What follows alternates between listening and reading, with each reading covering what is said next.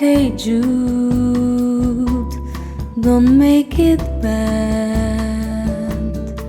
Take a sad song and make it better. Remember to let her into your heart. Then you can start to make it better. Bom dia, Caruaru! Bom dia! Sejam todos bem-vindos, todas bem-vindas ao segundo congresso do PMN Mulher. Em nome do Partido da Mobilização Nacional em Pernambuco, este congresso tem como objetivo proporcionar a vocês uma análise e reflexão do universo político em todas as suas esferas, na atuação e na participação feminina na política brasileira. Agora nós iremos nos organizarmos para compor a nossa mesa cerimonial. Neste momento convido a compor a nossa mesa a doutora Thelma Ribeiro dos Santos, fundadora do Partido da Mobilização Nacional. A doutora Thelma é presidente nacional do PMN e acumula o cargo de presidente estadual do PMN de Pernambuco.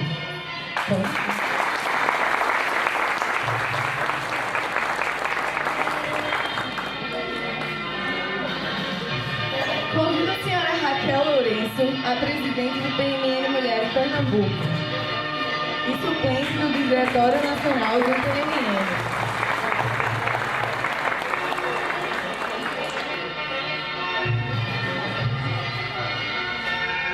Convido a senhora Rosineide Mota, presidente do PMN Mulher em Caruaru.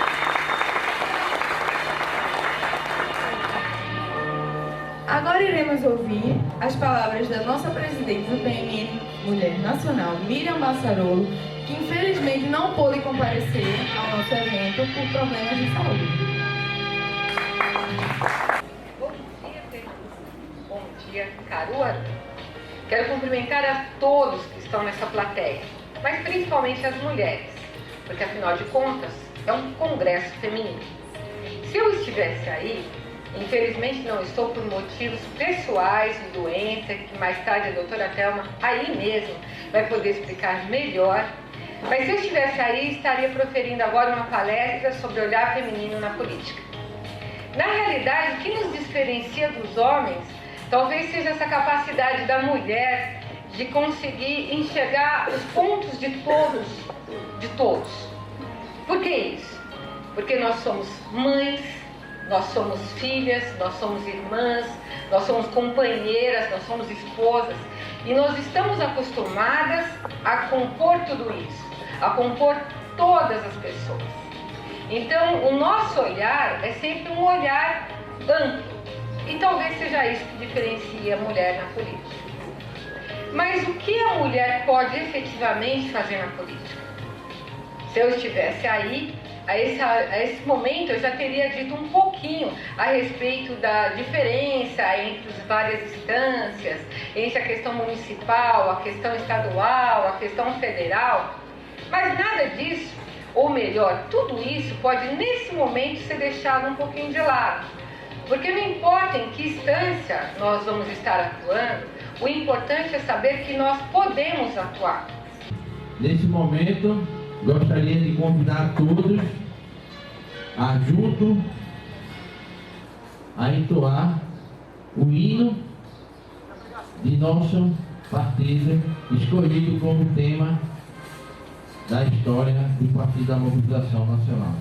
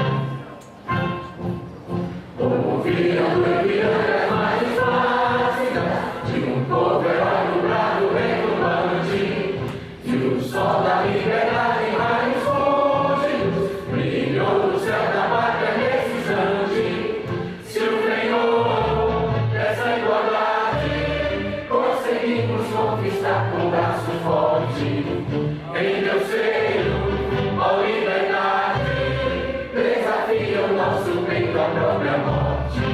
Ó Pátria Amada, toma grata, salve, salve. Brasil, um som intenso, um raio brilho, de amor e de esperança, terra desce. Sem teu famoso céu, horizonte límpido, a imagem do cruzeiro resplandece. Gigante pela própria natureza, recebe as fortes invade do poço, e o teu futuro expressa a grandeza, terra adorada, entre outras vidas do Brasil, ó Pátria Amada, dos filhos desses são restantes, Pátria Amada, Brasil.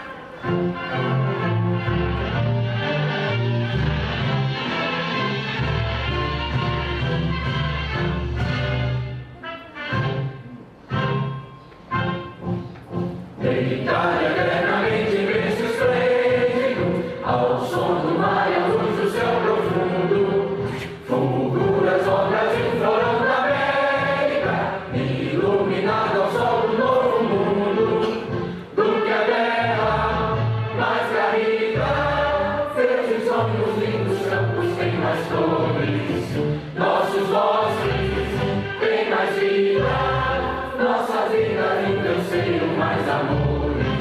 Ó Pátria Amada, toda grata, salve, salve. Brasil de amor eterno seja símbolo, o barulho sempre estrelado, e de correr de ouro dessa flâmula, mas no futuro e glória no passado. Mas segues a justiça guarda forte, verás que o filho teu não foge à luta, nem teme que agora a própria morte, terra adorada, entre outras vilas do Brasil, ó Pátria Amada, dos filhos desses são restantes, Pátria Amada, Brasil.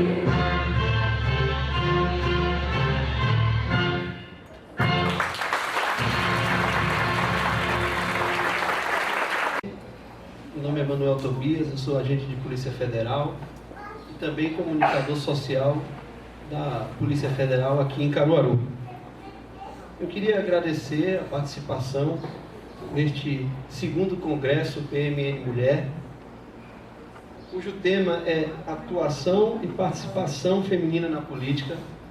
Eu acho um tema de extrema relevância e importância, que é a participação política, conforme já foi dito aqui, é que move tudo. Queria agradecer em especial o convite da senhora Thelma Ribeiro, que é a presidente nacional do PMN, aqui presente. Queria agradecer também ao convite do delegado estadual do PMN, senhor Ivanildo Ribeiro. Tem também a nossa amiga, a presidente estadual do PMN Mulher, Raquel Lourenço, e por fim, a presidente de Caruaru do PMN Mulher, Rosineide Mota, a qual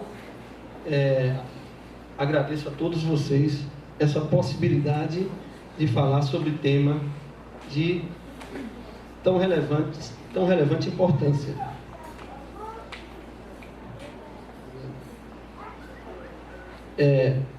O tráfico de pessoas é um dos graves e maiores atos de violência contra os direitos humanos.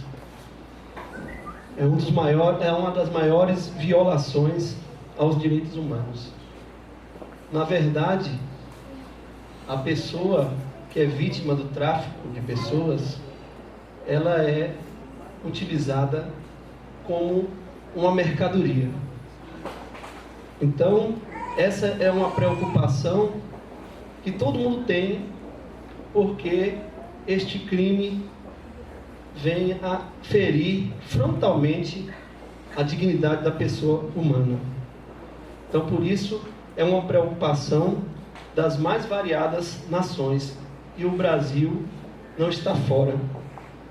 Foram diversos os tratados e convenções que tratam desse assunto e de outros pertinentes às organizações criminosas, porque o tráfico de pessoas ele também está relacionado com o tráfico de drogas, também está relacionado com o tráfico de armas, com a lavagem de dinheiro, etc. É um crime conexo a outros. Portanto, um crime gravíssimo, porque, como eu disse, mexe com a dignidade humana. Portanto, as nações, elas muitas vezes se reuniram para discutir este crime e surgiu ao longo da história diversas convenções das Nações Unidas sobre esse tema e outros mais. Mas como eu não quero me tornar enfadonho na palestra e também não tenho a proposta de falar da parte histórica dessa questão, eu vou passar para o Protocolo de Palermo, que foi, vamos dizer, o último e mais importante marco nesse sentido, porque definiu o que é o crime de tráfico de pessoas.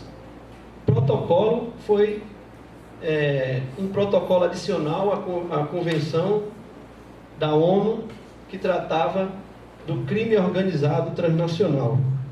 E lá se definiu o crime e passou a ter vigência no Brasil com o decreto presidencial de 12 de março de 2004. Passou a ser mais disciplinado o combate a este crime e os governos atuais passaram a discipliná-lo com mais detimento. Passaram a definir melhor as políticas públicas de enfrentamento ao tráfico de pessoas. Então, o decreto 5948, de 28 de outubro de 2006, definiu a Política Nacional de Enfrentamento ao Tráfico de Pessoas.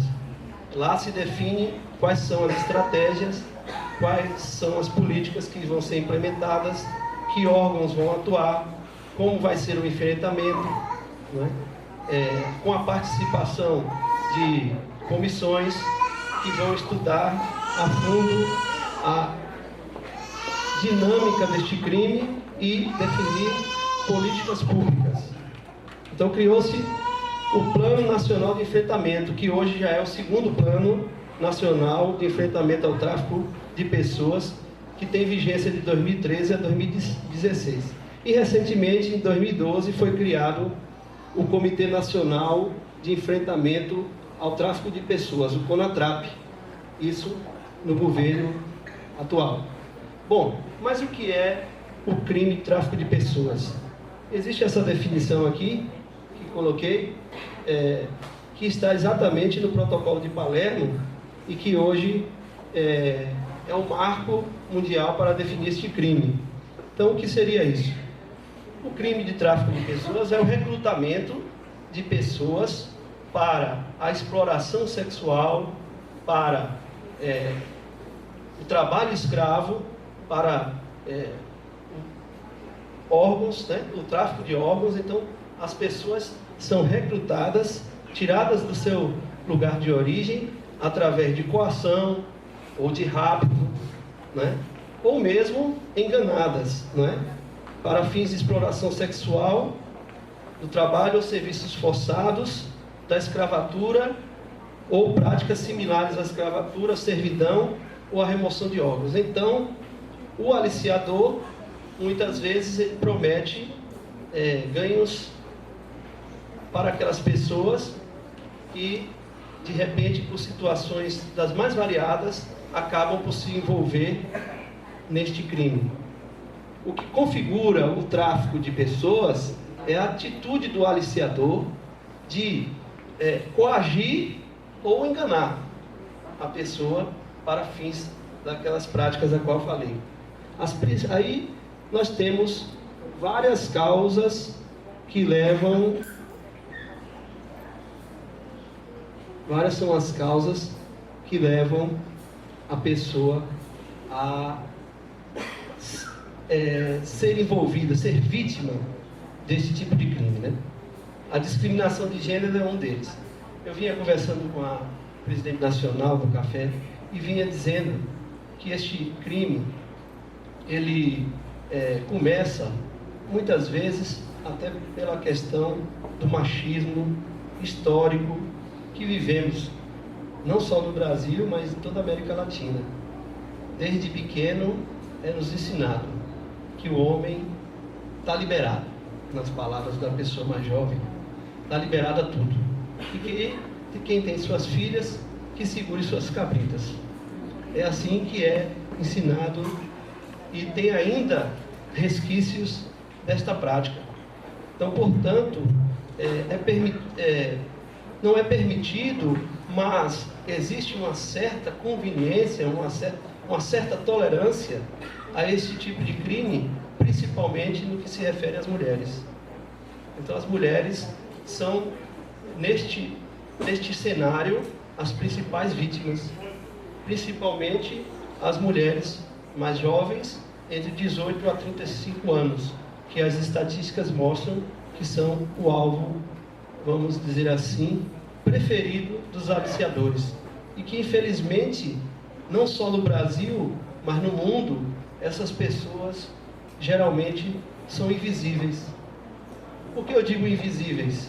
Porque basta fazer uma rápida volta pelas rodovias do Brasil e iremos perceber diversas crianças e adolescentes se prostituindo nas rodovias, nos postos de combustíveis, onde os caminhoneiros param, onde pessoas que são ligadas à prostituição param, onde outras exploram a prostituição infantil, e, no entanto, pouco são vistas essas pessoas.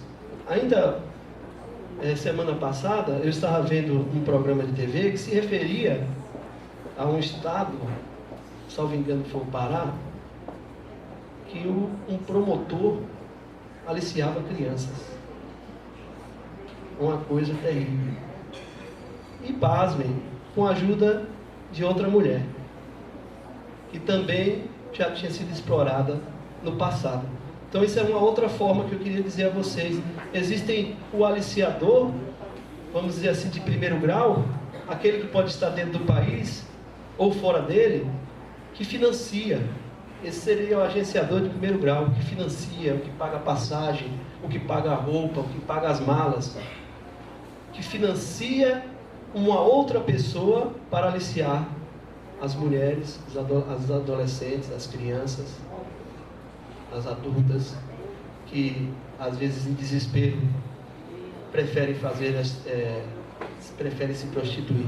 Então, esse é o aliciador de primeiro grau. Os de segundo grau seria exatamente o brasileiro que alicia, mediante um pagamento, alicia essas meninas e alicia também meninos. Eu estou falando aqui relacionado à mulher em primeiro momento, não só porque estamos num fórum do PMN Mulher, mas também porque é a maioria. Mas a gente não pode também tirar deste público o público LGBT, porque transexuais também são explorados para prostituição também. Mas o meu foco é as mulheres, por ser a maioria das exploradas, e também pelo assunto aqui em análise. Eu gostaria de fazer esse registro por isso. Então, esse aliciador de segundo grau também tem a aliciadora ou aliciador de terceiro grau, que são as meninas ou rapazes que se prostituíram, mas que passaram também, mediante alguma paga a mais, a recrutar outras meninas, com promessa de ganho fácil. Então, os motivos que levam a pessoa a cair nessa cilada, vamos dizer assim, uma delas é a discriminação de gênero, como está dizendo ali. Mas também temos a violência doméstica. Aqui, como muitas pessoas sabem, muitas mulheres são vítimas de violência em suas casas desde a infância, infelizmente. Então, essas pessoas que são violentadas, dia após dia, às vezes, ou muitas delas, resolve partir para as ruas e daí ingressam também na prostituição. Então esse pessoal também é alvo dos aliciadores. E aí também temos o turismo sexual, a corrupção de funcionários, oportunidades no exterior, a busca por aventuras e por aí vai. Eu queria fazer inclusive um registro com relação a esse turismo sexual.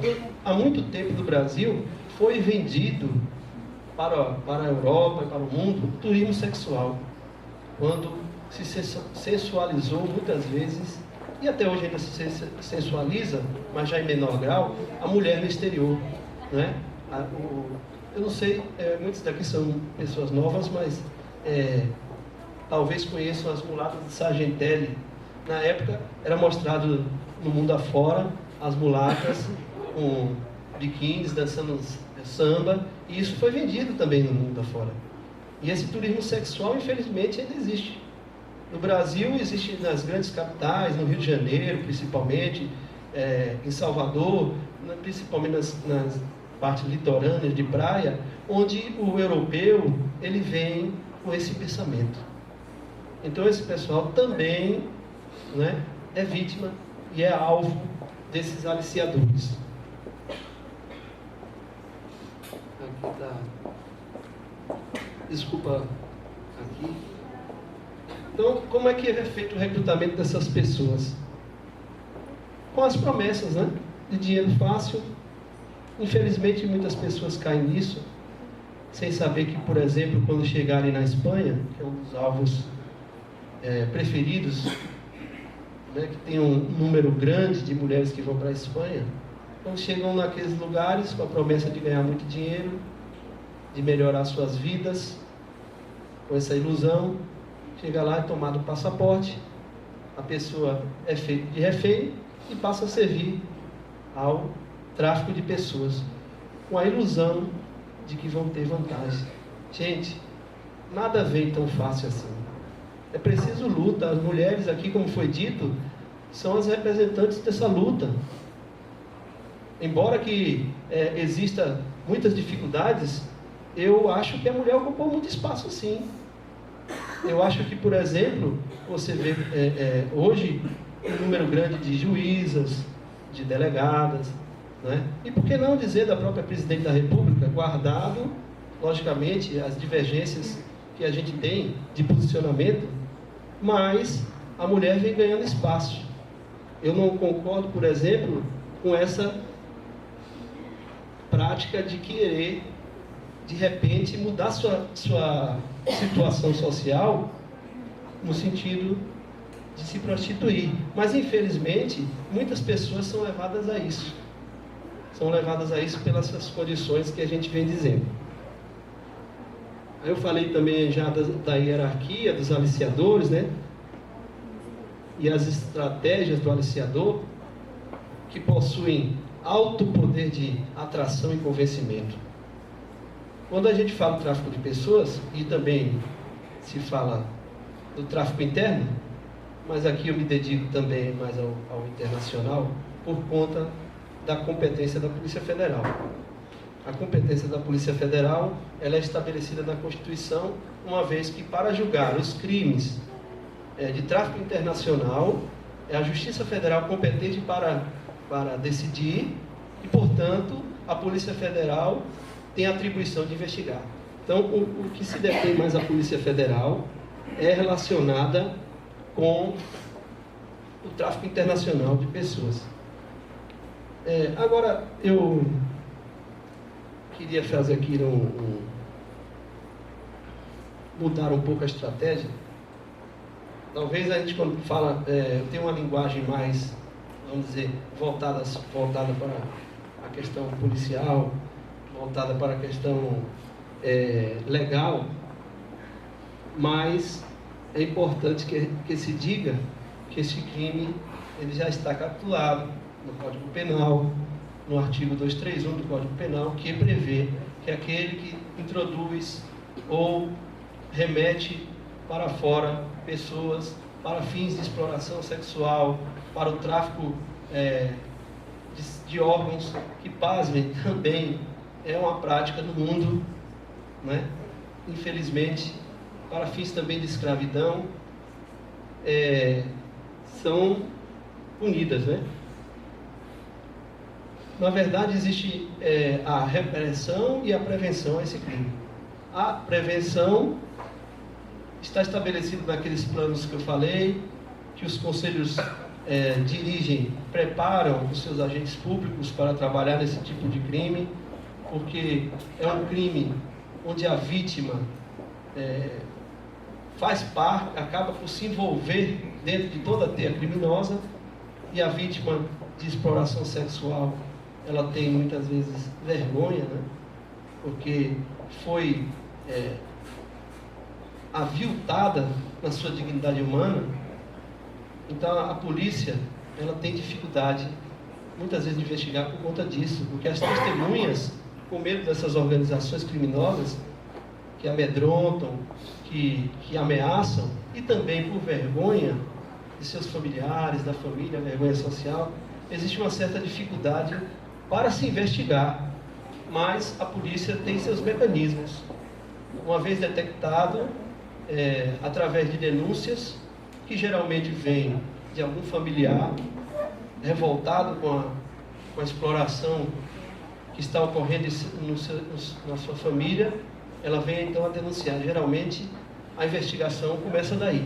E as dificuldades vão se surgindo por conta desse quadro que eu estou dizendo a vocês.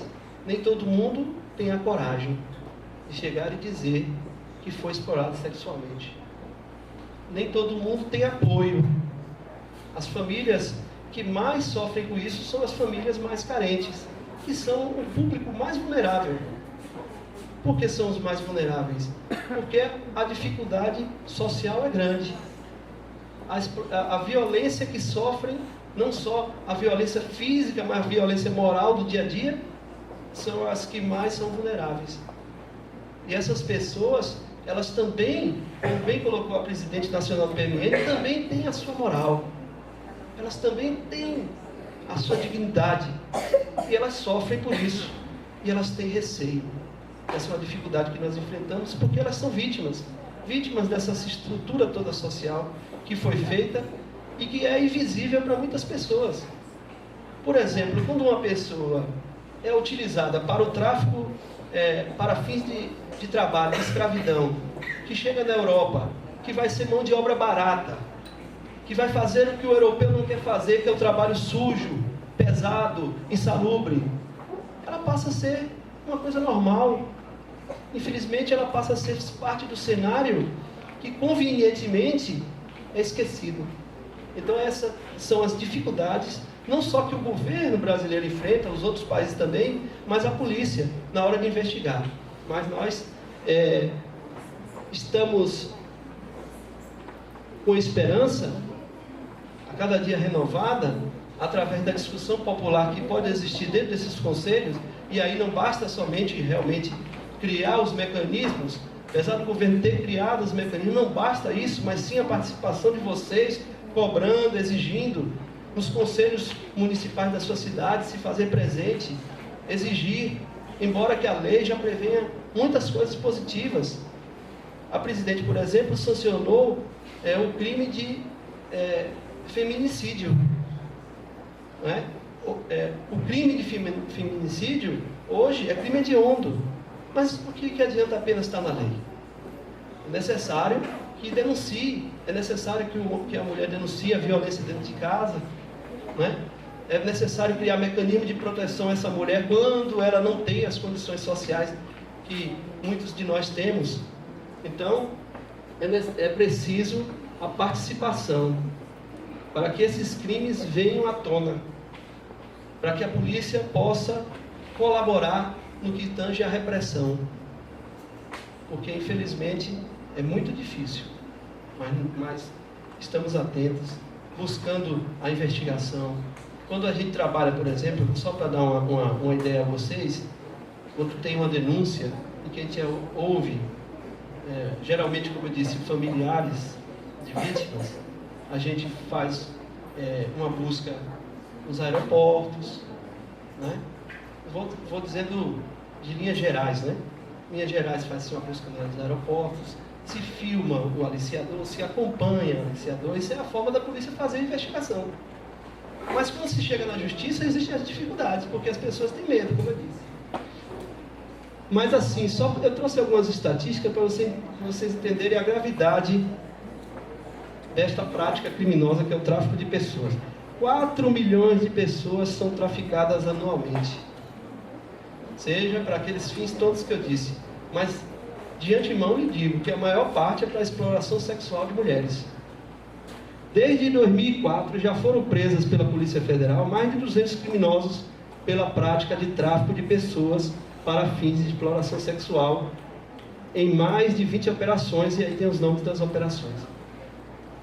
Aí você fala 2004 e nós estamos em 2015, já vão 11 anos, 200 pessoas, não é pouco, Tobias?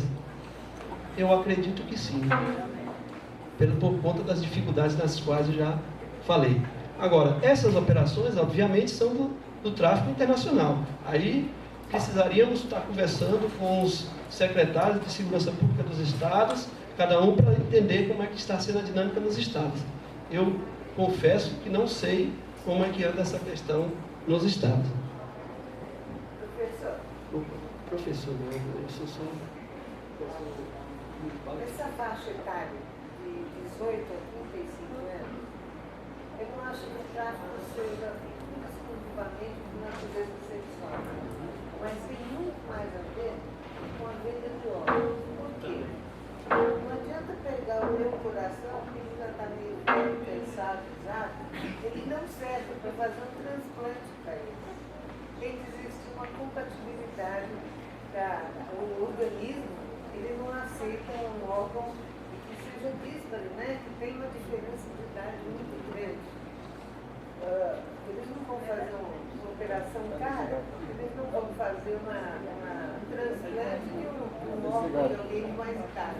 Não vão aproveitar esse órgão. Né? Depois dos 35 anos, eles vão dar toda a parte do corpo humano que é aceita para fazer transplante. Certo? As pessoas, mesmo que morrem de acidente, tudo isso, não se utiliza as pessoas. Eu perdi uma irmã com 56 anos, dela só foi aproveitada a córnea. Entendeu? Todo o resto não servia para transplante. Então, quando a gente verifica a faixa etária, que vai dos 18 aos 35 anos, eu tenho a impressão que a maior parte dessas meninas e rapazes até, crianças que são levados para fora do Brasil, eles vão para uma linha de desmanche. É para tirar o coração, é para tirar a córnea, é para tirar pele, osso, o que puder tirar. Eu acho que não é tanto a exploração sexual.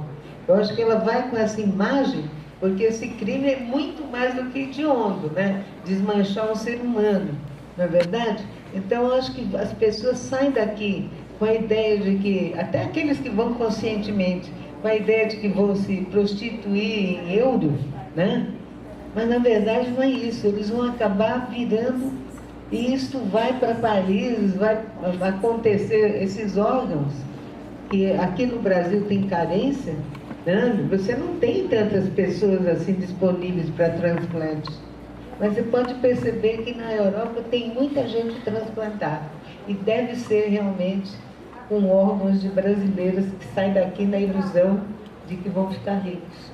E a família nunca mais ouve falar, desaparece. Eu não sei, existe estatística desse enfoque do tráfico de pessoas? Existe alguma estatística? Bem colocado pela nossa presidente aqui. De fato, esse número também tem, esse raciocínio que a senhora desenvolve, também tem muito sentido. Inclusive, fizemos uma operação aqui em Pernambuco que se demonstrou o tráfico de pessoas para esse fim. Aí ele não tem gênero. Serve tudo. Serve crianças. Existe, porque eu com 5 anos de idade, me sequestraram e eu me revelei lá no caso de Santa Rita. Não, sem dúvida. Sem dúvida que esse crime existe. Agora, estatisticamente, É óbvio que existem investigações que andam em curso para tentar descobrir mais casos como esse que a presidente está aqui dizendo.